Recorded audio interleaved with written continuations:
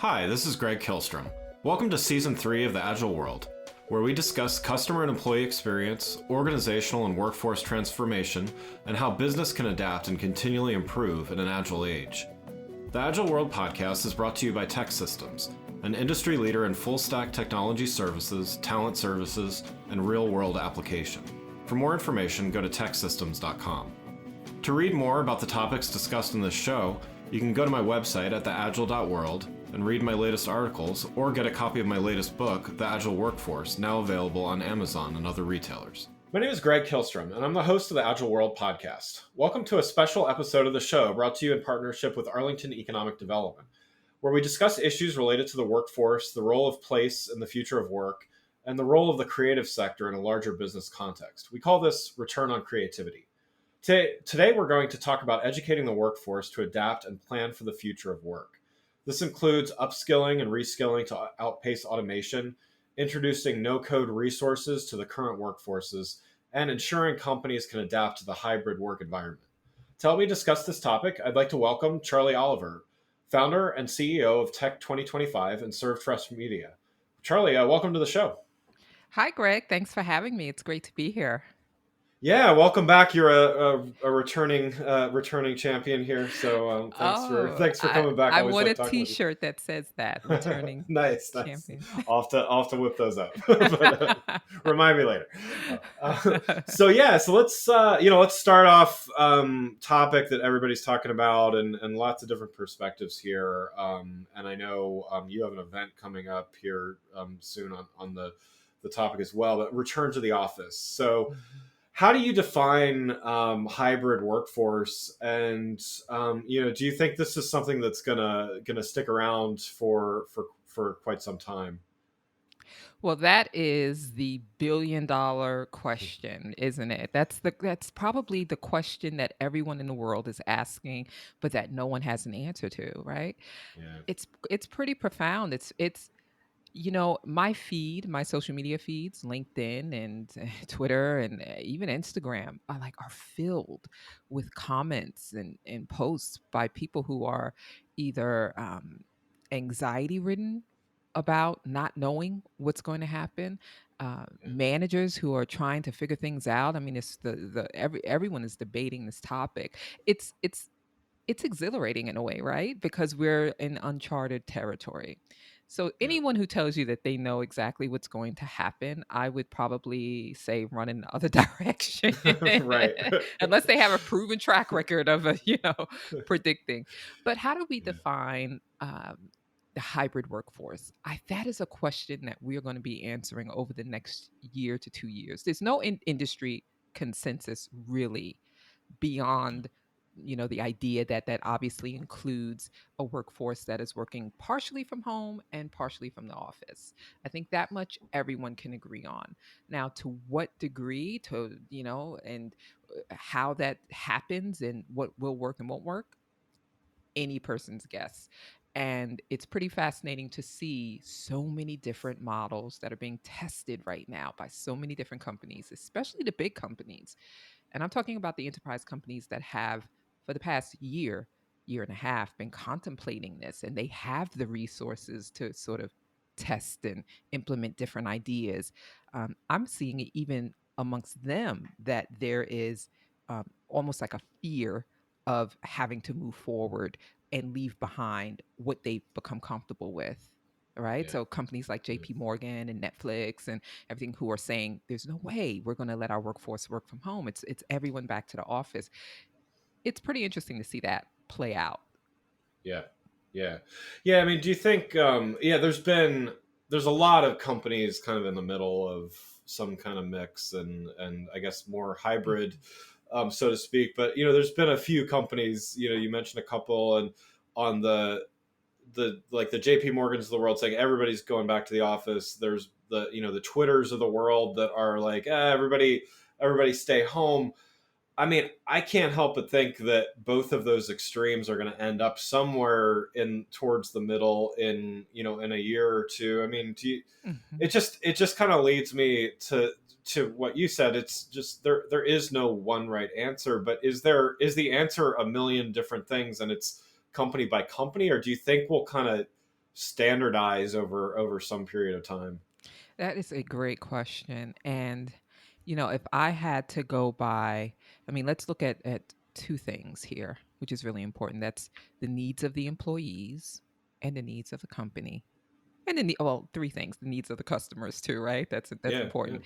Um, the thing about it is for the first time ever, really for the first time ever, employees are in a position where they can say, nah, I don't think so.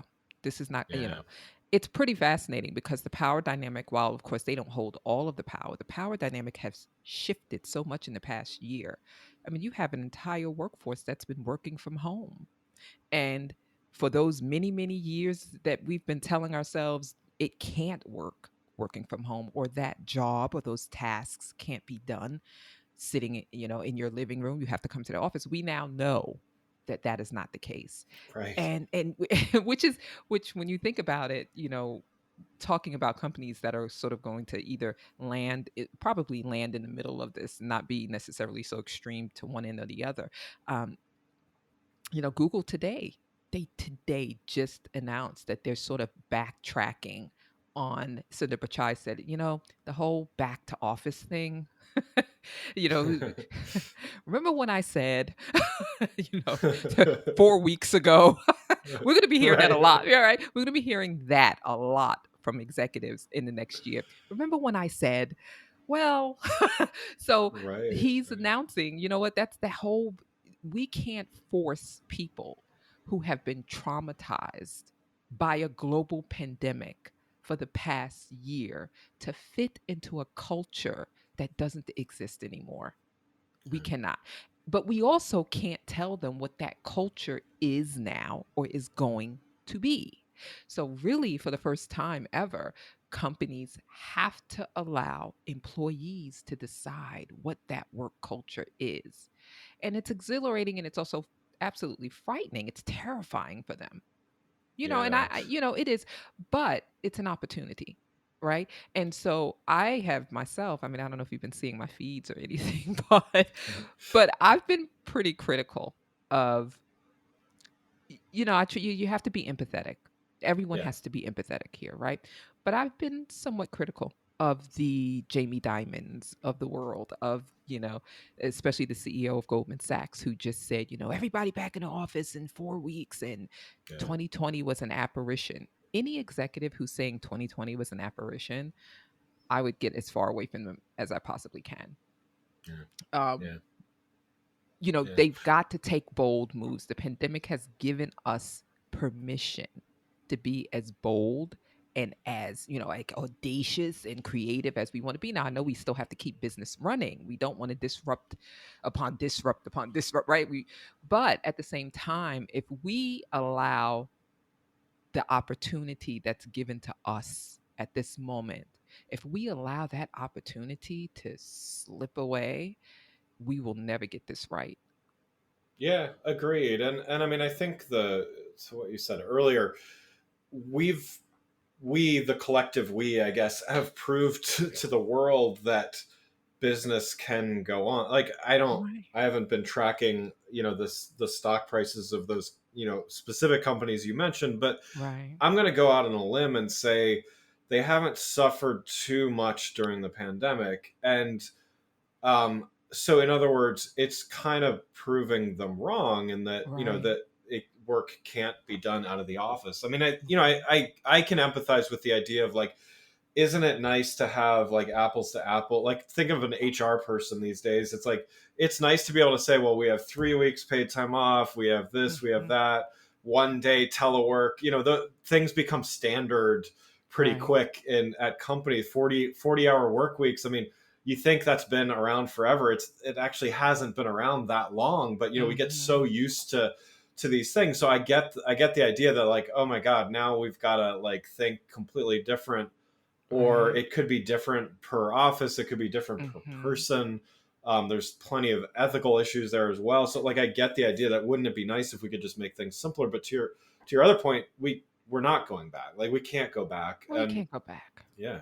You can, Yeah. and not only that, let's call a spade here. We're in the position that we're in now because we haven't been innovating as much as we Yeah. should be and taking the opportunities to do it, even though we've had the tools. We've had these tools for years now, Yeah. and yet we're still working people like they're dogs. Right. This past year, people were breaking down. I mean, shoot, Goldman Sachs was actually having a difficult time. They had employees actually come out, analysts come out and say, listen, we're at our breaking point here. Like, we can't Yeah. do this. That culture of overworking and just working until you like send yourself into an early grave, that is distinctly American. Yeah. Now, I'm not saying that Yeah. there aren't other countries that, but that is definitely a hallmark of our workforce. I mean, and to a degree, it's partially why we're so innovative, right? Like, that whole hustle mentality in Silicon Valley that has been exported to the rest of the world. That whole like hustle until Right. you can't do it anymore. Um, that's got to change. And the fact of the matter is that has been our poison as much as it has been our pride and joy, right? And Yeah. so the idea that we would want to go back to that there's no other way, that people who were last year sacrificing. They were sitting at home. They were trying to figure out how to make their families, their people with kids, their interns. Yeah. Everyone was at home making sacrifices, figuring out how to make things work. They busted their behinds to keep these companies running. And to your Right. point, not only did they not really lose money, they actually saved the money and they made money. So Yeah. the idea, the absolute gall of any executive to say right now, we can't. We really can't. Right. Oh, oh, Right. you should be ashamed of yourself. Yeah. Yeah, no, no, I think it's a great point. Well, let's switch topics a little bit here. I could go on that subject for quite a while longer, but let's switch a Easily. little bit because I want to cover a few things with you here. So, Okay. upskilling the workforce, and Mhm. this is something that I know Tech 2025 does a lot of great work in and stuff, and I want you to get to some of the stuff that you're doing there. But just first, like, why is there so much talk about upskilling, and why do you think it's so important? Well, we're in an era where we are. I launched Tech 2025 in January of 2017.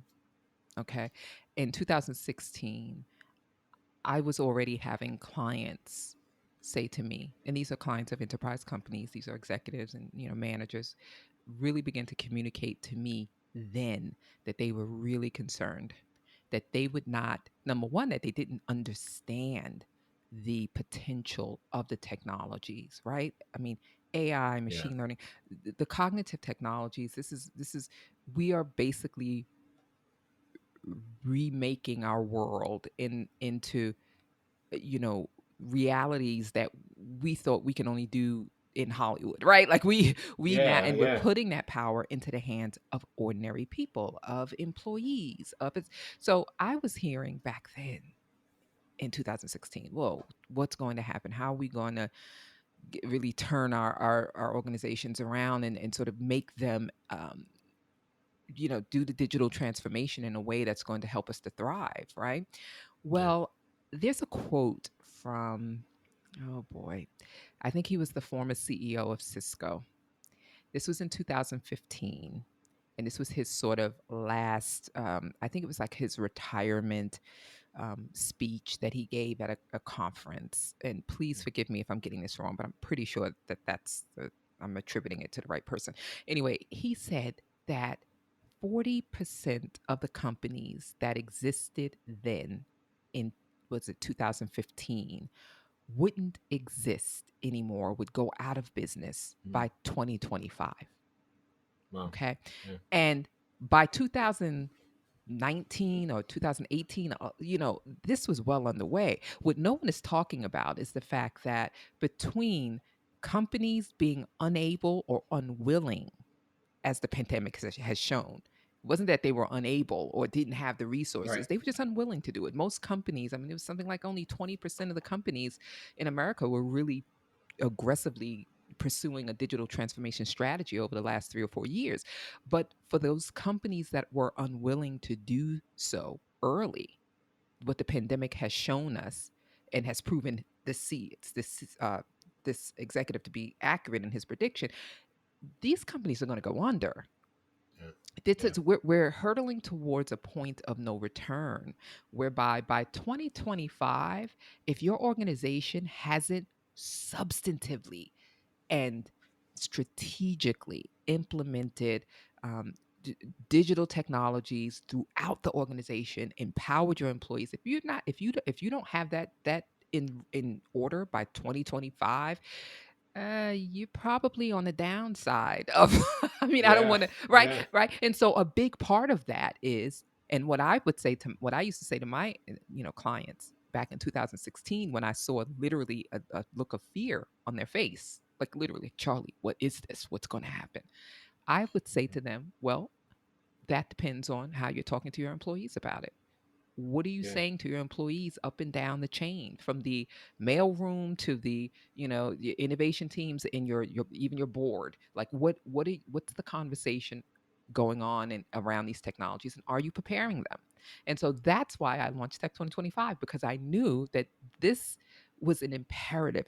It's not an option. It's, if you don't get your employees up to speed, you're going under. And Right. it Right. might be a gradual decline. It's not going to be an instant thing. You'll just see it fade away pretty much. But here's the other thing.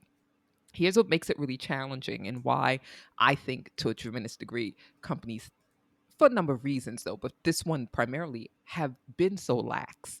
Well, number one, we get comfortable, right? We Yeah. see money coming in, we think we're doing well and whatever. But also, we have spent the last 30 years telling people, and especially Silicon Valley has spent the last 30 years telling ordinary people that they're too dumb to understand complicated technology.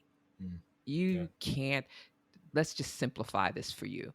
Don't even, like, I mean, we and that's not a bad thing that they sort of make the technology simple, but the culture of innovation that has put America at the top of innovation in this world is the same culture that has told women and people of color and everyone else who didn't go to Stanford that they aren't in the club. Yeah. So we're paying Yeah. the price for that. So now companies have to figure out how to undo that, how to actually get people to see, yeah, we've got to do this. And the whole point of it is, I mean, to get back to your question, is that they're racing against time. So you've got companies like Amazon making these big pledges where, just 2 years, a year and a half ago, Amazon said, listen, we're going to spend $700 million to reskill and upskill, I think it's what, 200,000 of their employees. Well, little did Yeah. they know that they would be hiring another 100,000 a year later because of the pandemic. Right. So now it's Right. So even they're more of an already outpaced by reality, basically. I Yeah. exactly. So it's not even, Yeah.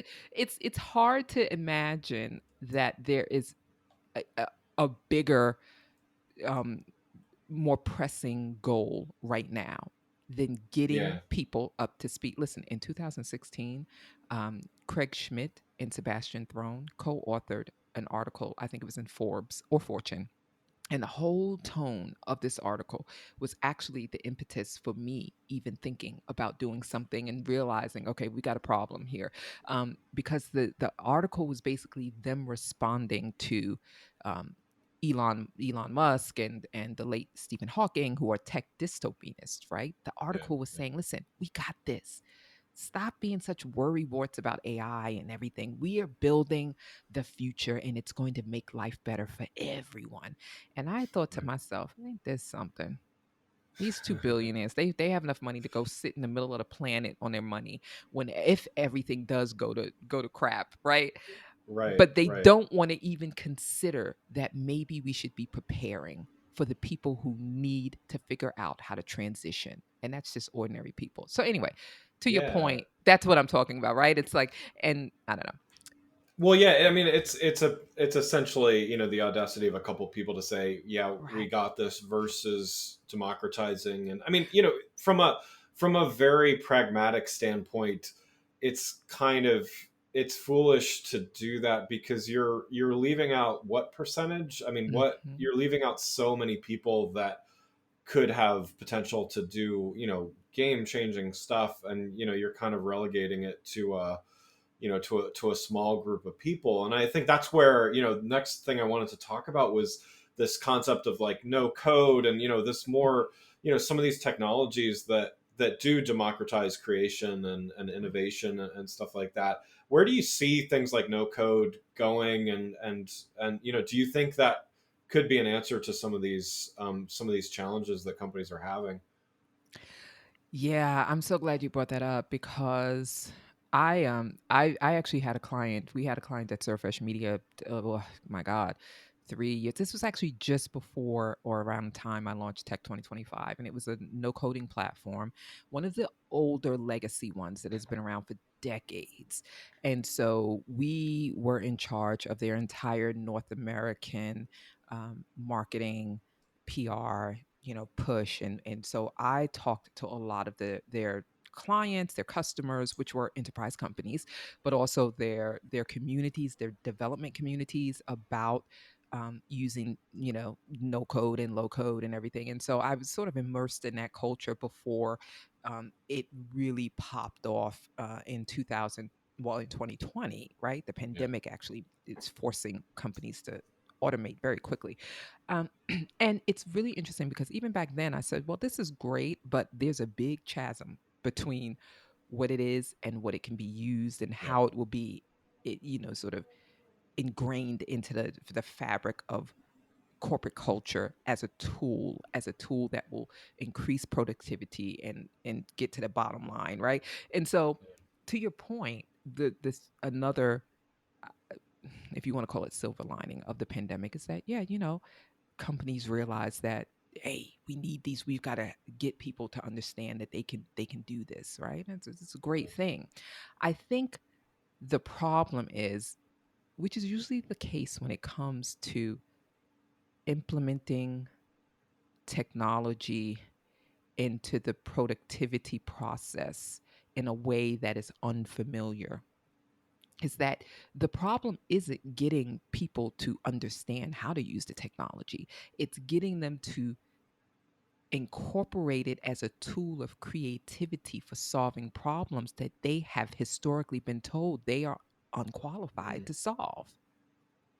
Yeah. That's a big thing. And I'll give you an example of what I mean. And this is a really quick one. We did an event at Tech 2025. This was 1 month before the pandemic happened. So last January, February.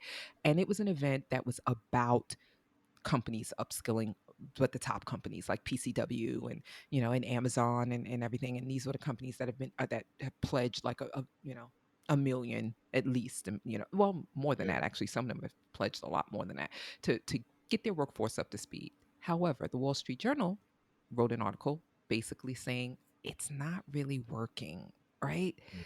Like for all of Yeah. the money they're putting towards this, half a billion or whatever, it's not, there's something that's not connecting, and they're not necessarily seeing the results that they want with regards to employees um, using these skills and taking the skills and uh, applying them in a way that's either by getting new jobs or one.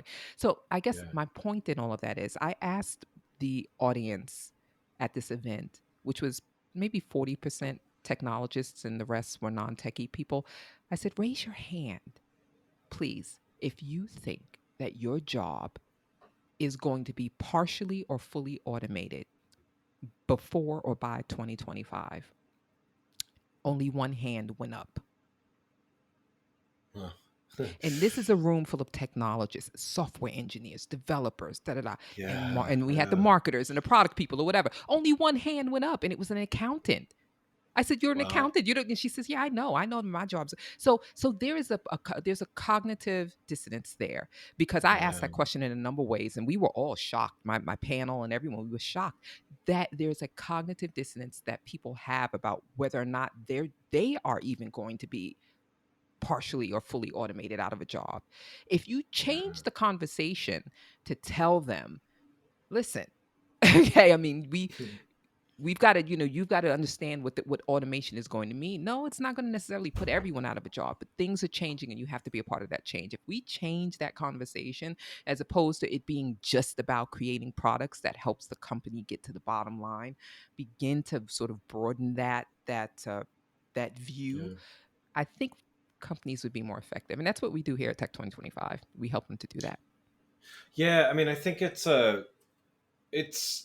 it definitely takes companies making investments and offering tools, but I mean, to your point, it's co- companies and individuals. I think the companies need to help teach this. It's a mindset, right? Because I mean, I think Right. it's a you know it's to me it's about the same as me saying I'm not a math person. Is I can't use technology to help make my job easier. It's to me Mhm. it's kind of the same thing where I think that a lot of people need to start thinking of their future job as Right. managing AI and not like Exactly. their direct report is going to be a machine or some algorithm in a computer. And I don't think that's a bad thing. I Right. think that actually lets humans do what humans are actually better. I mean, the original computer Right. was a human, not the term computer comes from someone computing, not a machine. Right. So like we're not supposed to be computers. So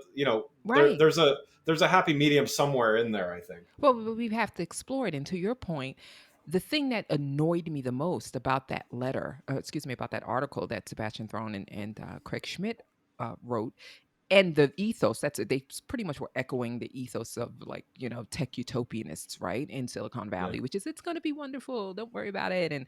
And not only are people not going to lose jobs, they may lose their jobs, or their job tasks, but they're going to be freed up to do more creative things. Okay, Yeah. well, here's the deal. Why don't you tell me what those creative things are? Okay, because you make it sound like that's something that people automatically know what or how to do.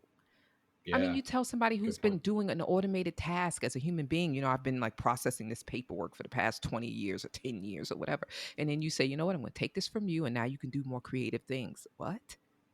What Right. is that? Right. What is that? What do you But like? and What? that goes to the person that says I'm not a creative person. Exactly. Well, It's which that's a right. whole other topic. But yeah, No, but no, but that is the point. It's not yeah, another topic. That is the very point. It goes back to the culture that we have instilled in our children and ourselves, that yeah, the creative fields don't belong in tech, even though we know that that's not true, or yeah. or Good that point. only certain people can be creative. Only artists can be creative. Go, they paint, they draw, they see the world, and that's a lie.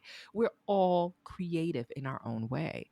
The problem is that it's just like anything else, like a muscle. If you don't help people to explore their creativity, to understand, and that is not something that someone can tell you.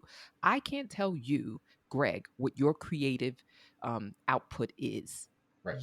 I can only give you tools and say, hey, listen, you might want to check this out. You get to explore that for yourself. That's supposed to be the beauty of life and figuring out who and what we are. So the problem that I have with the companies, and why I even launched Tech 2025, and what I think companies don't necessarily see in how they upskill, right, is that you can't just take the tools away and give them new tools and think that it's going to be, you know, a Yeah, snap. You have to help people to understand. I mean, just because people are given no code tools doesn't mean that they're going to be inspired enough and so inclined to take the initiative to create new solutions. A lot of yeah. people might feel like, I don't need this. What do I need this? Right, right. You Now they're like delegating like programming to me, and right? You want again, me to it's the I'm not a wait? programmer. It's Yeah, above my pay grade, dude. I can't. right. That's not me. That goes to IT. Right, Yeah, right, right, right, right. right. But there is a way that you can turn around, and it has everything to do with culture. And I just think that with 3.5 years left to go to 2025, and a workforce that is going to churn like butter. It's gonna, I mean, the churn is already starting to happen. We're seeing Yeah, in our feed, I'm seeing in my feed, people saying, I know of so many people who are quitting their jobs. Research says 1 in 4 people are going to quit or going to change companies within the next several months. yeah, yeah. I believe it. Well, one last question before we wrap up. Tech 2025. One of the things I love about the programs that that you do is that there's this experiential learning component. So it's not just a there's a lots of courseware out there. There's lots of things like that, but really getting not only dialogue but Mhm. interaction and things like that.